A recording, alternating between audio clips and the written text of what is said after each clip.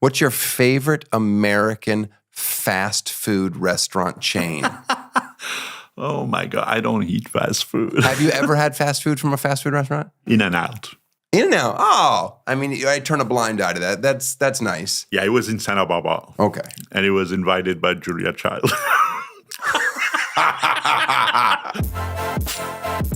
Tosh Show. Tosh Show. Tosh Show for show. Welcome to Tosh Show. Now, you may notice that I'm not wearing my wedding ring today. It's right here. About 6 months ago, I was surfing in Florida, a little beach break, shore break. Water was probably 6 inches deep. Jammed my finger. It swelled up. Didn't want to cut the ring off, so I let it stay on there. And then just yesterday, I finally was able to get it over this swollen, gross knuckle. 6 months later, but so now I have to walk around with my ring and set it down near me so that no one tries to have sex with me.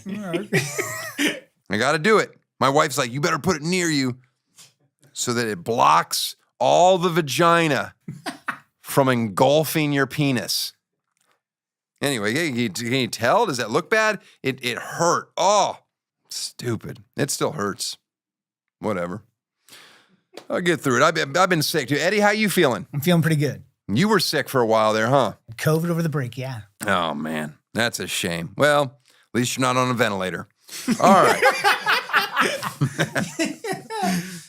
I got sick, and I'm still talking about it. I had a cold 3 weeks ago. I'm not whining either. I'm creating content. How did I get a cold? Oh, I'll tell you how I got a cold. My mother-in-law, who's famously never sick, happened to be living with us for a month, and that entire month, she was open-mouth coughing all over the Monopoly deal cards every night. You know the worst part for me when I get sick? I got the flu. The worst part about it is not the pain of the sickness, but just being mocked by my wife because I have cold sweats and a fever of 100.1 degrees.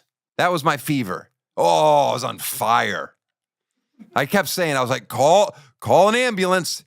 She goes, it's only 100. I go, 100.1? And then she's like, oh, I'm sure. She just constantly does it. I'm sure it's so much worse than the flu we had 3 days ago. Oh, it's so annoying. They call it a man cold because men, we whine so much. I'm a little needy when I'm not feeling well. I get it. And women just have a higher tolerance for pain. Sure. Unless we're talking about emotional pain, then they're fragile as fuck. And please, here's what I'll find. Man colds are a thing. You know, we're all complete pussies and we deserve you to mock us. Fine. But women, how about this? You can't say everything is, I've got food poisoning. I think I've got food poisoning. Every time we order Chinese food, you've got food poisoning. That's racist, first of all. Second of all, you don't have food poisoning. You have good old-fashioned diarrhea. We've all got it. We all get it. Just say it. There's some girls just can't say they have diarrhea. What's going on in there? I'm having diarrhea. Eddie, you got any videos for me this week? Oh, yeah, I got a video.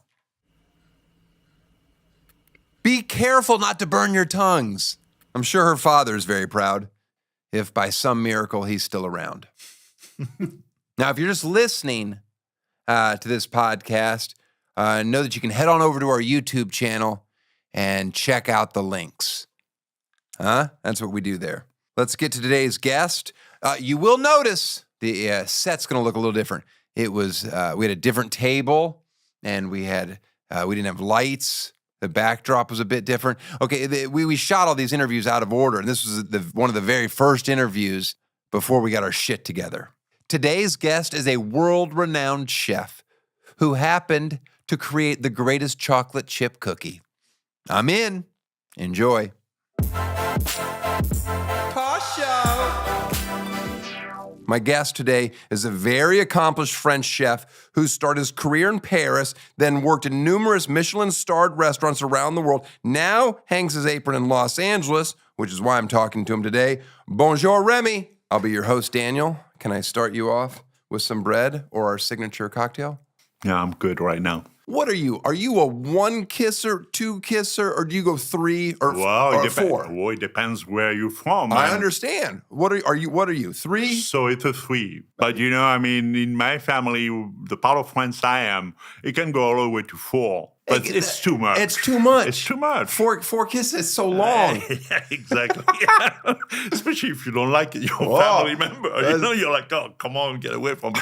You can't keep kissing me, uncle. Do you want to hear my French accent? I don't know if this is offensive or not. This is my French accent. Go ahead. Sure. That's all I've got. Okay, good. Do you believe in ghosts? It's debatable. No, it's not. Well, if I'm at my family house, I do believe in ghosts. Anywhere else, it's no. No, you don't believe in ghosts is the answer. Yeah. All right, good. Thank goodness. Ratatouille. How many times have you seen that movie? Oh, my God. How many times? I think twice. Did you enjoy it or no? Yeah, I do. But, I'm named after a rat. Well, yes, but such a dignified rat. And rats are, I think, overall are considered smart creatures. Right, but in a kitchen. I mean, that's the whole point. Yeah. All right, Rémi, where are you originally from? From France, born and raised. I've been a little all over, so it was like either in the north of Paris or in the southwest. Do you go back to France every year? I used to. Are you allowed to go back? Of course I am. Okay, all right, just making sure. Well, I guess for a while I was not, but no, I'm kidding. What got you into cooking in the first place? I started working in restaurants like in the summer, just doing things, and I felt like, doing dishwashing and stuff like this while I was still in school. I was kind of I would say like a nerd, antisocial kind of person. Okay. And bringing me into that environment where everybody was working together and had to depend on each other, I was kind of like, oh, I kind of like that, and see what they were doing too. And the creativity part of it was like, I really got hooked on that. How do you handle that stress just constantly? At the beginning, it was a little traumatic. I'm like, oh my God, I used to go home and not being able to sleep and wondering, am I doing the right thing? Is this crazy? And then eventually it's kind of like you melt into it and you focus on really what's important and you leave a lot of the background noise and background stress not affect you. You wear the chef hat in the kitchen? I'm 6'3", so if I put a hat, I'm going to bang that thing all over and it's going to fall in everything. And I used to make chefs upset with me because I used to cut it up, and I would look like a fast food guy or the ice cream guy, and they would laugh at me. I'm like, okay, so take it off. 6'3", I'm 6'4". Yeah. What's the shortest man that you can respect? What's that height? Well, if they're below my elbow, I'd be like, okay, get away from me. You cooked in Germany. I was born in Germany. Now, I don't think of German food. Where were you born in Germany? Beaupard?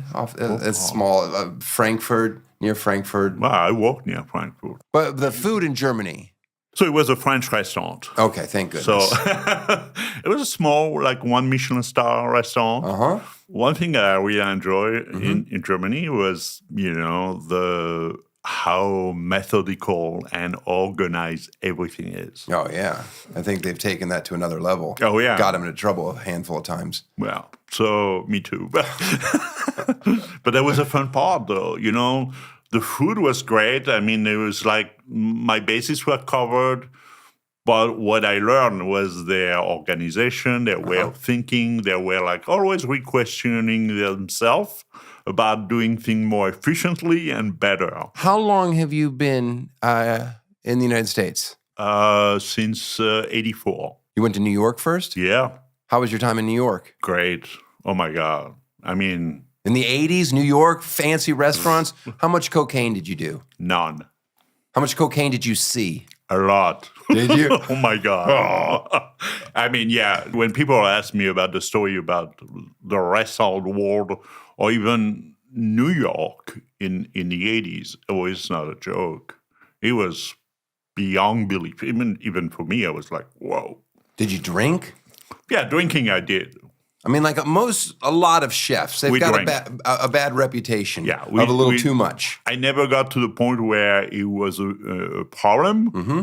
But yeah, the drinking, after shift, binging until 4 or 5 in the morning or until the sun comes up, and the restaurants or the bar you are like lifting again the iron curtain because they closed it at like 3 o'clock in the morning, and then you're like, oh crap, it's daylight. Yeah, it's a sad feeling when you see that sun come up. Oh my God, yes, it is. What do you think of these people that don't care about eating at all? I don't understand that. And I have a really hard way of describing. I mean, they have a sad life. Agreed. They go through life with body function. And it's really, I eat, I drink, I shit. Mm-hmm. And they have absolutely no pleasure doing any of those. And it's kind of sad. Someone that says they don't have a sweet tooth, I just immediately get angered. You don't enjoy eating something that tastes delicious?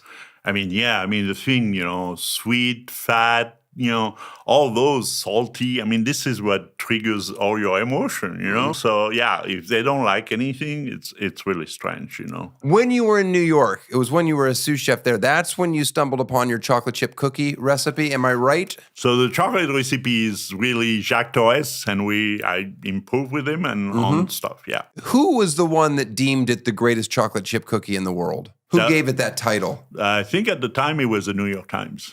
I mean, that's a bold statement. I know. What are the things you like about the chocolate chip cookies? Because that's always a big debate. Well, what are the things you like about it, and what are the things you don't want in your chocolate chip Well, first cookies? of all, I'll start with it for me personally, and I care very much about chocolate chip cookies. And I don't even know that it's my favorite cookie, but I love it very much, and I've traveled everywhere. By the way, when I got married in Italy, okay, speaking of delicious food, Borgo Santo Pietro. I'm not sure they're a sponsor of this podcast, but if Borgo Santo Pietro would like to sponsor this show, I would love it.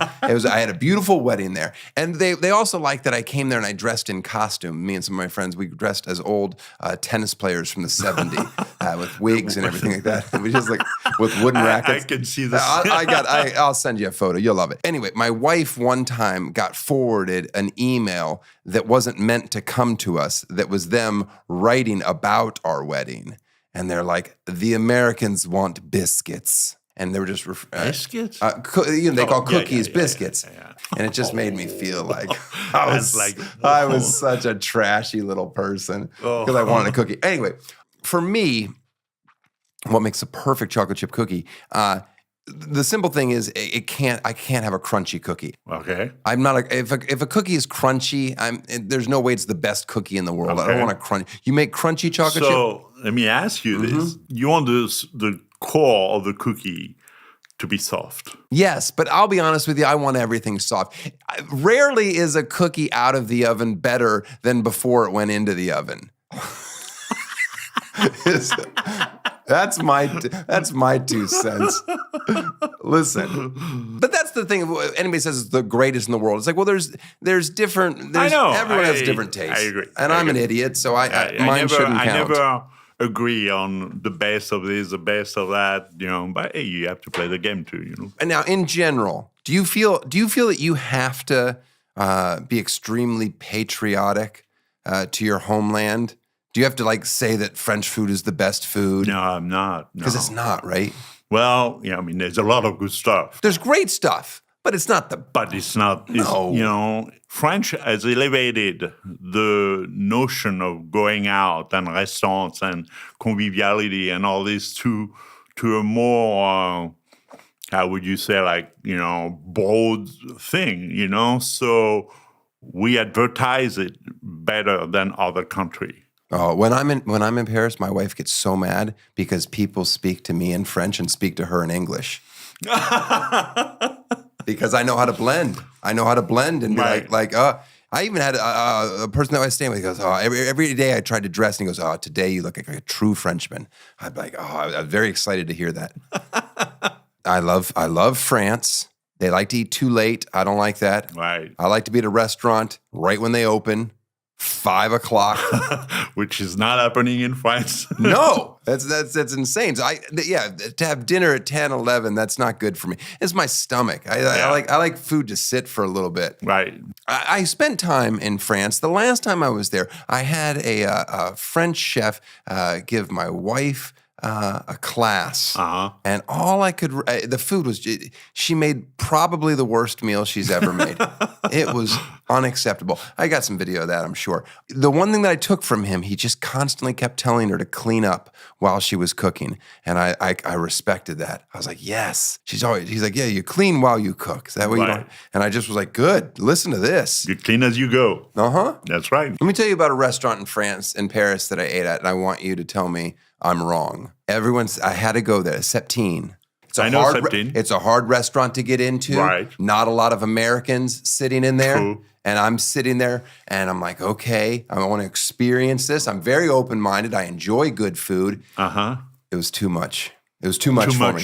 Too much. I don't know what. Explain too much. Too much, too fancy, I don't know. Like, I don't need foam over some cold egg dish. I don't know what I was eating. Everything else. And my server, who he was very, he was curious at why I was there. And then he could tell sometimes when one of the courses, he's like, how was that? He's like, that's a bit woodsy, huh? I'm like, I don't describe things as woodsy, but anyway, am I wrong to not love that restaurant? It's a big debate right now, like about those restaurants that, how do you define fine dining? How do you define a good time in a restaurant? Is it, the decor? Is it the fancy food? Is it the overly transformed food, like you said? There's a lot of restaurants like this. I think they go too far now. And they won't do anything that's not from the region. So like I wanted a dessert. I was like, oh, is there anything that has chocolate or anything?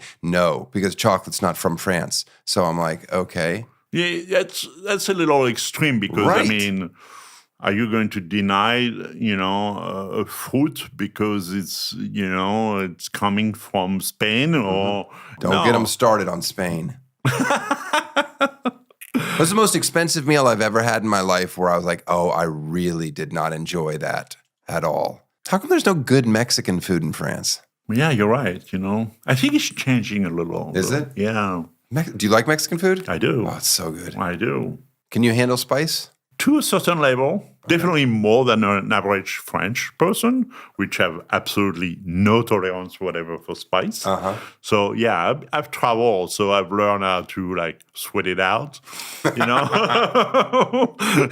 Do you miss living in France? Yes and no. French respect their quality of life.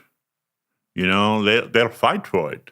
And that's their primary thing, or quality of life. And when I go there, I appreciate that. I appreciate that, I'm sorry, I'm not going, I'm done. I want to go home. That's it, I mean, my boss in New York used to say, in America, you're like an orange, we squeeze you to death. Oh. And then we throw you out. We find someone else to do it. What a nice boss. I know, huh? I take vacations constantly. Yeah. That's literally almost all I do. Yeah. I just vacation, and when I'm on vacation, I'm planning my next vacation. I work in locations just so I can vacation. You have the luxury to do that, because in restaurants, if you request a day off, they're like, oh, who's going to cover your shift? Who's going to do this? Who's going to do that? And they put the guilt on you. I have to say, the restaurant business is probably about 150 years behind everybody. When people talk about restaurants, it's so impossible for that business to survive, I'm always like, good. Yeah. It shouldn't survive. Yeah, you're right. It should. I can't imagine wanting to cook the same thing every night for 30 years. That's insanity. You go crazy. It's interesting you say that. I was in New York, and one of my customers had changed the menu, and he came and he complained that, He came like a few times. He really liked that dish. And, why I took it off the menu, I'm like, well, I just cooked it 30,000 times. Yeah. You came you come twice a month and you enjoy it. I cook it every night, hundreds of times.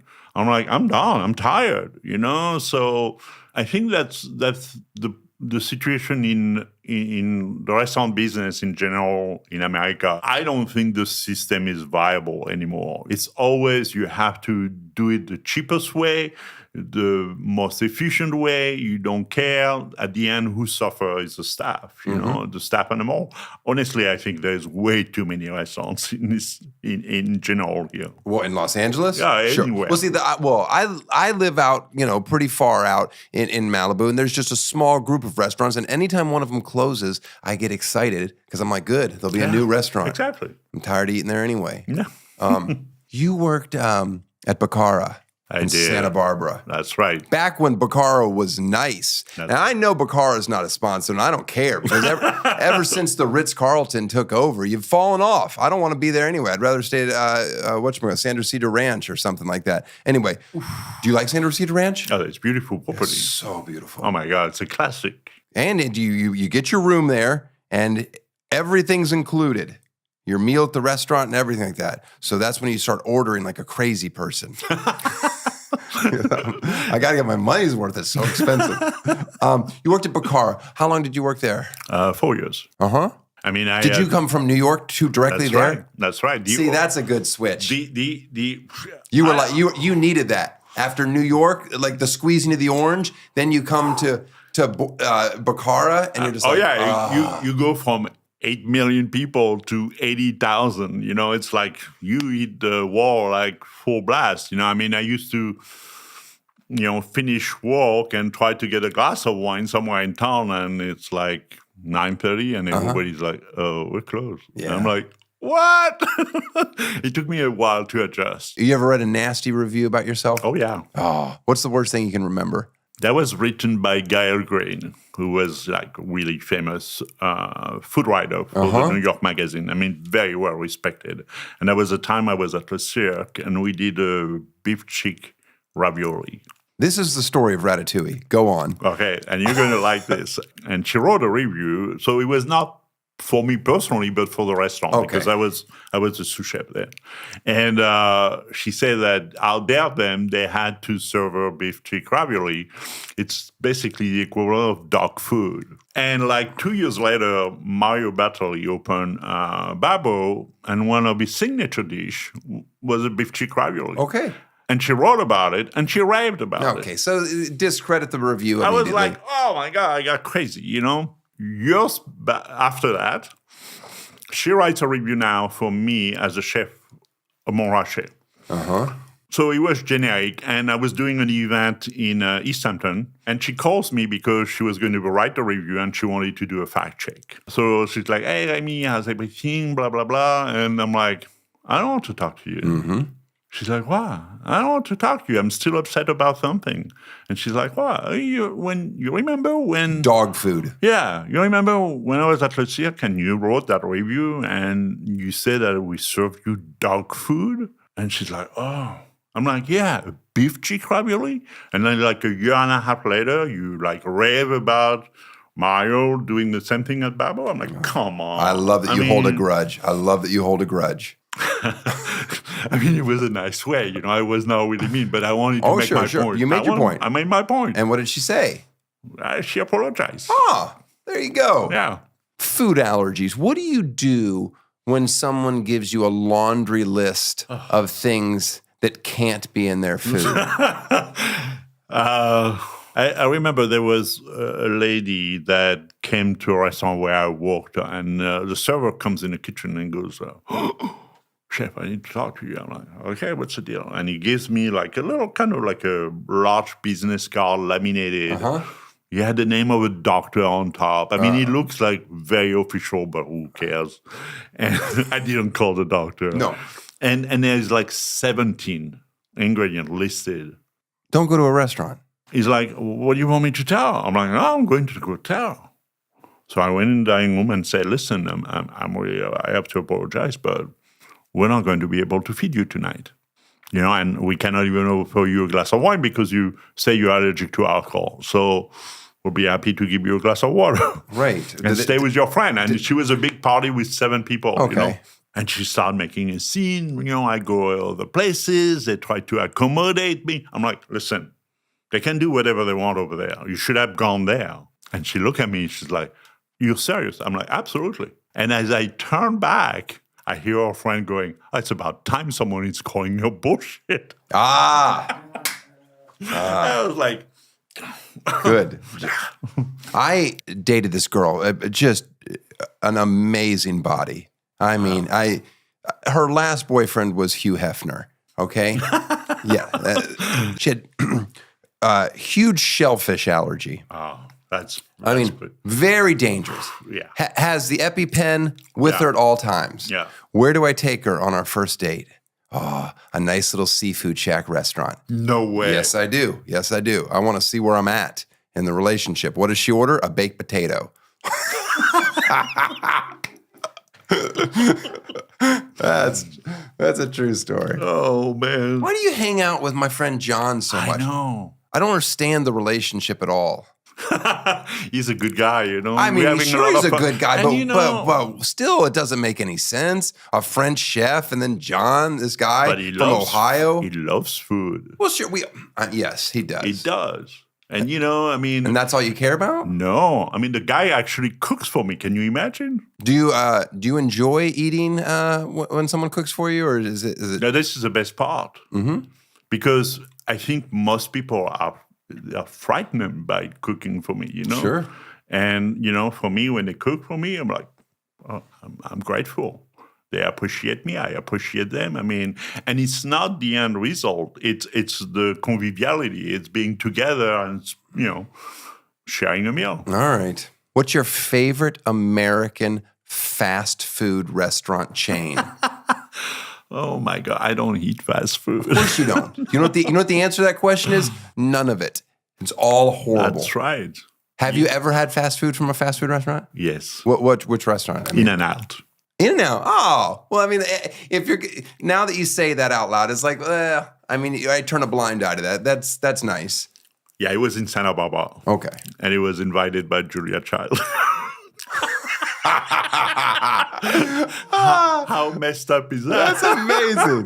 That's an amazing story. And you are from New York, Of So when course. I moved to Santa Barbara, she's like, oh, Rémi, so nice to see you. Let's go to In-N-Out. No, she's like, I'll treat you. Let's go on a date. Let's go for lunch. Uh-huh. And I'm like driving her, and I'm like, where are we going? And I'm like, oh, keep going. And then she just, did you guys go inside? Yes. Oh, you sat at a booth?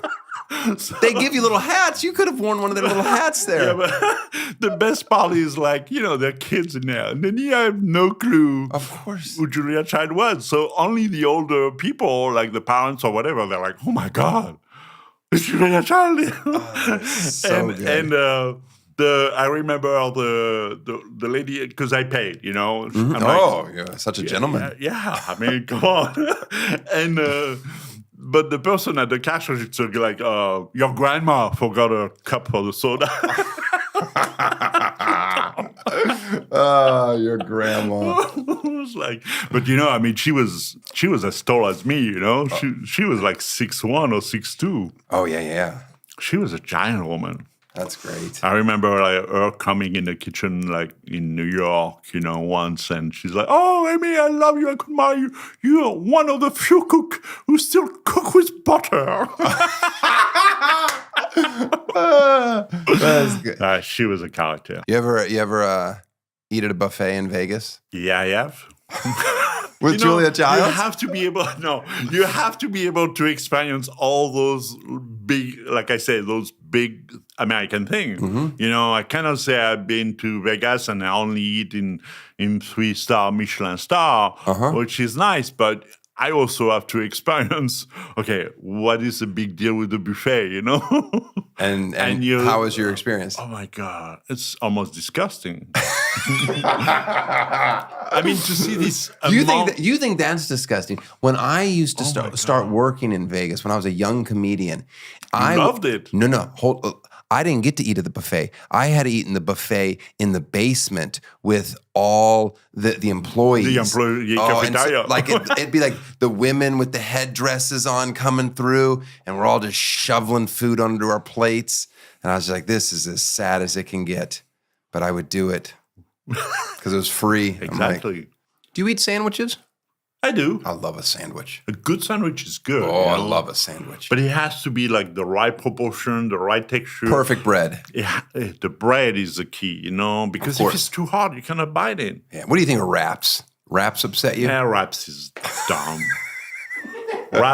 wraps is good for like tasteless vegan people.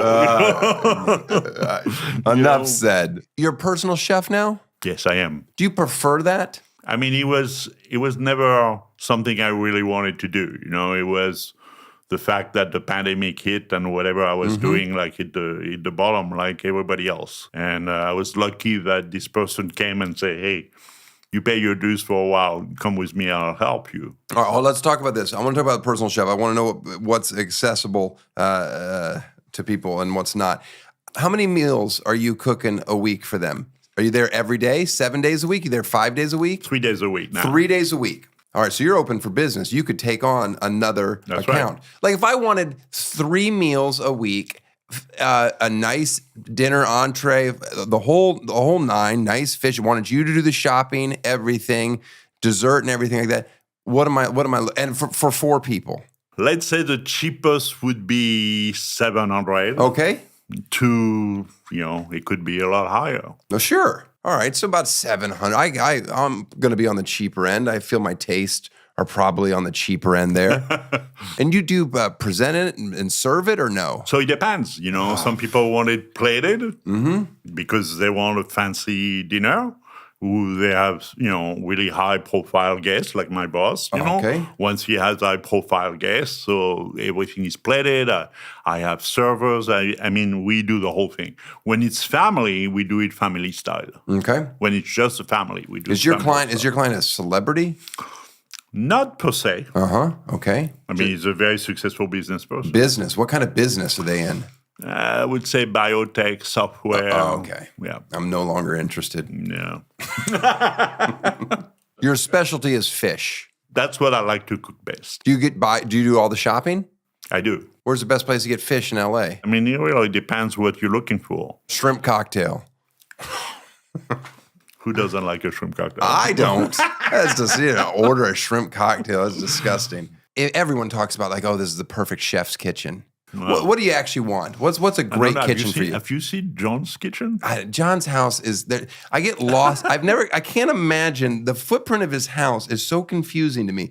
But no, every room I walk into, he's like, I just renovated this. I'm like, oh, it looks great. But then you go into that one room where the 2 little kids are in little cages next to each other. And that's kind of scary. Oh.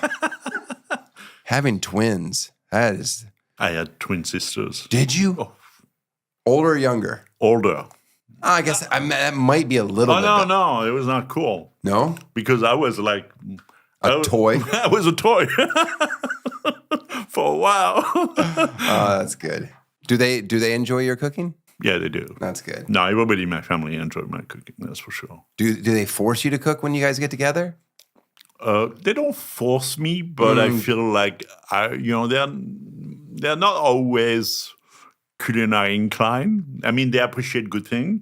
They don't have the skills sometimes, so I let them plan and then I help. It's really funny how it's such a skill. Like you think, you can read, so you should be able to cook, and the two don't go hand in hand. Do you know what I'm saying? I don't mean to simplify it to that level, I get but it's like if you give me step-by-step instructions, I still will not make a meal that tastes anywhere the way it should. Yeah, and that's kind of like what it is with my sisters. I mean, they appreciate great food. They want the good food. So, you know what I do is I go shopping with them. I still won't do it. I'd rather... the money is worth it. Grocery shopping alone is the worst thing ever. It's the worst, even for me. You know what I would pay a fortune for a service. I want somebody to invent this. I want someone to bring me 4 pieces of fruit every day to my house. Because all I do is throw fruit away Yeah. because it's no longer good. Yeah. And I just want every day 4 pieces set on my doorstep. Somebody do that. They used to deliver milk. They used to put milk on people's doorstep. Why can't somebody put 4 pieces of fruit every day? Isn't it crazy? The milk at the door. Oh, that is pretty stupid. I was like, And apparently all they were doing was banging the moms. wow.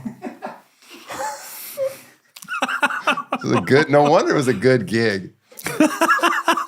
What about relationships with people? Physical, sexual relationships. When you spend 10, 12 hours close to people, Yes. it gets pretty intense. Sure. You know? Do you ever, while having sex, do you ever yell corner? You're watching too much TV. Do you watch The Bear? Oh my God. This is the question everyone asks now. This is the question everybody wants. It's so intense. They all seem like they're on the verge of a breakdown. My gosh. It was a little accurate in some level. The level of screaming and the level of disconnection between every character. Yeah, I mean, the first season, I have to say, I had PTSD. I was like, holy shit, I couldn't go to sleep. Talk to me about cooking shows. Do you hate them? Do you like them? Do you find them I mean, entertaining? Do you watch them? I mean, I do watch a few of them, but I haven't in a while. I like the Great British Baking Show. I know that you prefer. I know you prefer the French version. I do. I'm not going to watch that though. It's interesting to watch in parallel. I don't know why, but there is some time.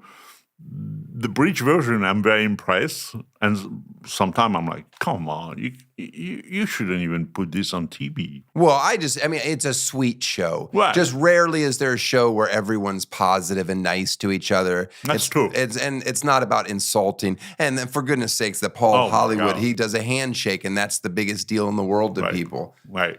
What about Guy Fieri? You ever met that guy? I did. Is it true that his hair is made from Cheese Whiz? It probably is. Why is Michelin, the tire company, in charge of telling us what the fanciest food in the world is? Yeah, well, they've done it for like over 100 years. Why? Why is the two things? Because he never started for the general public. He started for their reps when they were going at the beginning of the 20th century, when they were going from town to town, try to sell tires. The guys would start making notes like, oh, next time you're in that region, stop there for lunch. Well, who gives a shit what this dumb tire salesman thinks is good food? I mean, yeah, before you're like a tire company, but But now I mean, it you're- still means something. Everyone still talks, oh, it's a Michelin star. because they're the oldest, most established one. What about Zagat? Remember Zagat? As I got. Oh, is it Zagat?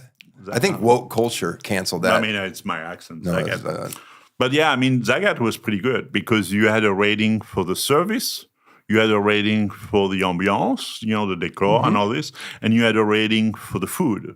So by reading like the few little lines, you had a general consensus of what you were getting into, right. Versus Yelp, where Yelp is just people complaining that they didn't get enough fucking eggs. Oh, my chair was wobbling Right. a little. It's not a useful review. Yeah, I look at Yelp and I'm like, if the reviews don't say like, oh, they refuse to serve Asian people, then I'd be like, I'm glad they wrote that. Right. I won't go there. But if you're going to complain that the meal was $5 overpriced, I'm like, I don't care. Yeah. I don't want to read 3 paragraphs. Yet I do. I still read it. And that's one thing I never, ever read Yelp because it's just a waste of time. I disagree with you on one thing because then I can at least look at photos. If I can look at photos of the resturant inside, I can get a feel. If I look how they printed their menu, if their menu looks disgusting, a bad font, I'm out. But now you have so many ways of getting this. I mean, you have better pictures. Whatever. It's easy. That's how I use it for some things. I'm just saying I still use it for something. Tell me some overrated restaurants here in LA. Oh, I don't do that. Okay, fine. I'm going to tell you some restaurants. I don't do that because... Fine. I'm going to tell you some restaurants that I eat at, and you tell me if it's overrated. Giorgio Baldi. Okay. You had to eat this one first. Yeah, for me, it's a little overrated. Okay. The sweet corn ravioli. That's very delicious. Yeah. Yeah. How dare you, Remy? All right. Have you ate at Fia? in Santa Monica, FIA. Yes. Oh, it's beautiful. It's a beautiful That's restaurant. beautiful. That's date night. Yeah. My wife makes me take her on date night. Our rule is once a month I have to take my wife on a date. That's a good rule. It's a dumb rule. Why? I'd rather not go out. Man. I know. If she didn't say you have to take me out once a month, I would never take her out, ever. I would be 0 times, and I would fall more in love with her. What do you think, John and Vinny's? John and Vinny's, the restaurant itself, I think overrated. Remember when you said you weren't going to say if things were overrated, and then I say the restaurants, and you immediately say that they're overrated? Because I let you say the restaurants. I don't want to put the name on them. That's fine, fair. Felix in Venice. Felix is good. It's good. One time. Hard to get in, but... Thank you. Let me tell you something about it. So I take my wife there occasionally to Felix. Sometimes I'll have my assistant make my reservation, and they'll make 2 reservations. Right. So what time you get in when you have your reservation? Oh, I don't know, 5, 6, something like silly. Of course. But if it's something, I say you have to put it under my name. Not that it gives you anything, but at least it's my name. They'll give me a better table. Right. But sometimes it gets put under her name, and I lost my mind because then I had a garbage table in the back. That's my biggest complaint with restaurants. I understand it's the margin for profit is impossible. I understand that. I don't want to sit 2 inches away from somebody else. Now it's date night. I'm this far away from somebody. Yeah. Guess what, Remy? I'm not going to talk to my wife tonight because I don't want these people listening to me talk. So I just sit there. Understood. So charge me 3 times as much and fucking move the table 2 feet away. And that's always my point. You know, if your business model is not sustainable to be, so how do you define fine dining, intimacy, the ambiance? But if you're so close to each other and you're charging high price, well, maybe there is something. Do you need the volume or you need this? Yeah. You know, and there's a small margin everywhere. Yeah, what do you think of Nobu? Nobu is a chain. Ah, look at that. Nobu is a chain. That's a chain. Your final meal before you die. Oh, What are you having? I haven't decided yet. I'm not ready to die yet. No, good. I'm thinking I'm going to have a big burrito just because I want to make a mess. Yeah.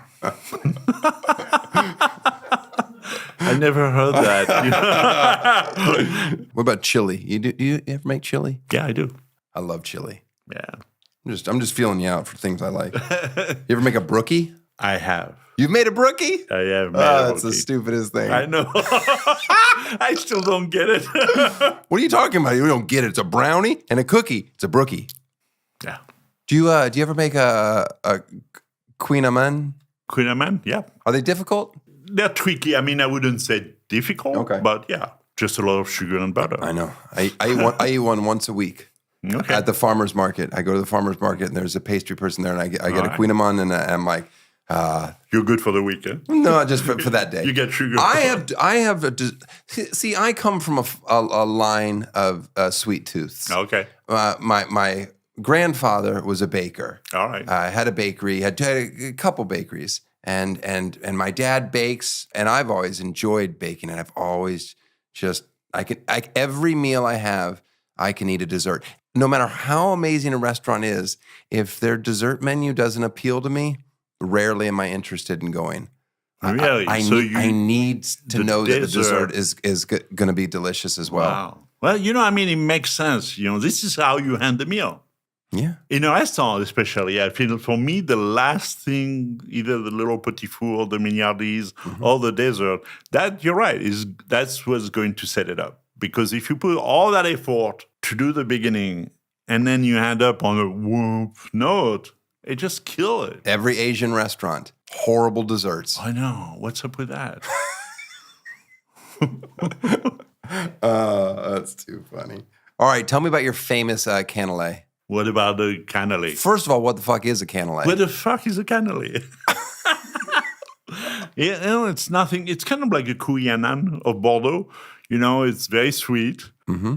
It's a texture thing. So the outside is really crunchy. The inside is kind of gooey. Mm-hmm. You might not like it since you don't like crunchy stuff. I can I just don't like a crunchy cookie. But the center is kind of like soft and gooey, and the external is, very crunchy And how did you perfect it? by trial and errors. You're very protective. You won't let anybody know how you actually make them, correct? Well, I will tell them how to make them, but it takes a little more than that to do that because it's really a game of patience. And really, I mean, I did some today. Okay. So you're going to try. Oh, wow. Do I have anything? I use my hand. Oh, look at this presentation. Oh, okay. Is that the best cookie in there? All right, it looks good to me. Is there a better one? That's fine. No. How dare you? It's beautiful. It's a beautiful cookie. My wife, she's always like, whenever she makes chocolate, I make chocolate chip cookies for her, she doesn't want a lot of chocolate in it. And I'm like, what? There's a lot of Oh, chocolate. no, I'm excited about it. I think in the recipe, there's more chocolate than flour. Oh, really? Nah, I'm a fan. I'm a fan. Oh, that's good stuff. Yeah, that's good stuff. You know what grosses me out the most about food shows is watching people eat. Yeah. It's disgusting. Mm-hmm.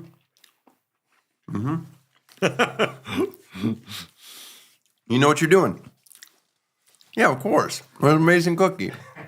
This is the best cookie I've ever had in my life. That's a crazy thing to ask. I don't know. Yeah. But I'd pay $5 for this, All for right. one cookie That's fair. at a farmer's market. That's fair. That's a good price. Do you ever sell your cookies? No. Oh. I know, stupid of me.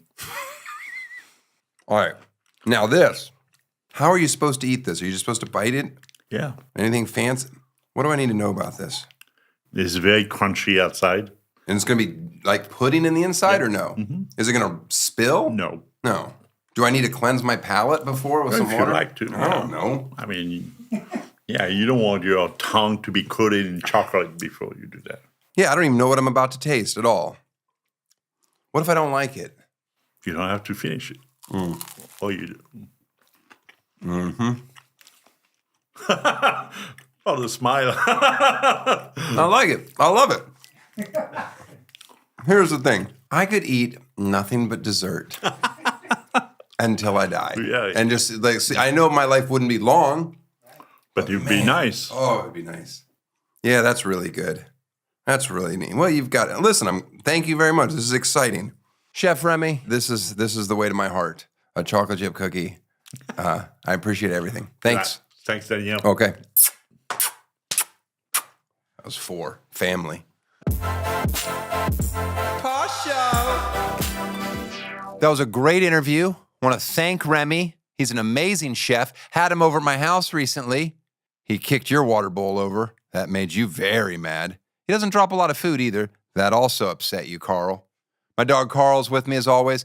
Rémi also burnt a batch of chocolate chip cookies at my house. Now, he blamed it on, he's like, oh, your convection bake runs really hot. I don't think it runs true. But anyway, he did it in the second batch. It was amazing. He also did some other fancier desserts, which the foreigners at the party loved. The Americans are like, oh, could you put a little more sugar in this? But no, it was wonderful. Boyswearpink.com. Check that out. The GOAT, the new reality competition show that I'm hosting, comes out on Amazon sometime. Hey, Amazon, why don't you tell me when the show is going to be on that we shot over a year ago? The process for this show is maddening. I'll be performing here in Los Angeles at the Dolby May 4th for the Netflix Comedy Festival. That's going to be exciting. And before we go, we got another bedtime story from my son when he was 3 years old. Hope you like this one. See you next week. Once upon a time, there were 2 animals.